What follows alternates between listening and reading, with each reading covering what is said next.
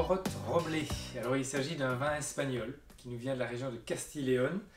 La Castille-Léon, c'est au nord-ouest de Madrid, près de Valladolid, et l'appellation ici en l'occurrence, c'est l'appellation Toro. Toro. Alors à Toro, on cultive le cépage Tinta de Toro, qui est en fait le surnom local du Tempranillo, qui est le grand cépage du pays. Ici, c'est ce qu'on appelle un roblé. Donc la mention roblé, ça signifie qu'on a un élevage minimum de 6 mois dans des fûts ici de chênes français et de chênes américains. Donc on aura les deux types de chênes, les deux provenances, avec du coup une aromatique un petit peu différente. Je propose de le découvrir. Alors la couleur, on a un petit peu d'évolution ici. Donc on a un vin qui a déjà quelques années, donc c'est une belle robe grenat, magnifique, c'est assez intense, assez soutenu. Au nez, on a un vin magnifique qui semble être à point, avec à la fois ces nuances finement boisées, donc c'est pas dominant du tout, mais on a un petit côté un peu boisé, un petit peu, oui, ce côté fût de chêne, un petit peu fumé.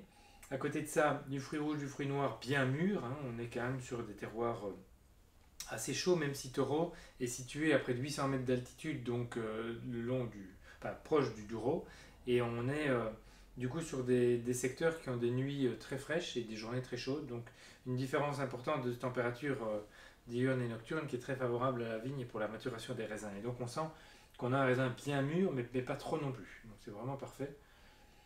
Un bonnet déjà très abouti, vraiment on prend beaucoup de plaisir à le boire dès aujourd'hui. On va voir ça en bouche.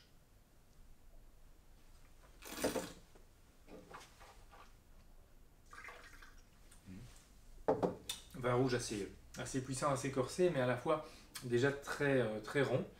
Alors Toro, c'est connu pour faire des vins assez structurés, assez tanniques. Je le confirme, on a vraiment une belle marque tannique, donc avec des viandes rouges, rosées ou rouges, c'est l'idéal. Moi, je verrais bien une belle entrecôte de bœuf grillée avec ce genre de vin. Le petit côté un peu fumé de la cuisson grillée au feu de bois, au barbecue ici avec cet élevage en barrique, directement ça se retrouve bien. Et puis on a un côté quand même juteux, charnu dans ce vin, donc avec une belle viande un petit peu moelleuse, bien persillée, ce serait vraiment bien vu. Donc voilà, une belle cuvée vraiment, une appellation encore peu connue en Espagne, Toro, mais que je vous invite vraiment à découvrir ici avec cette cuvée Orote Roble. Bonne dégustation.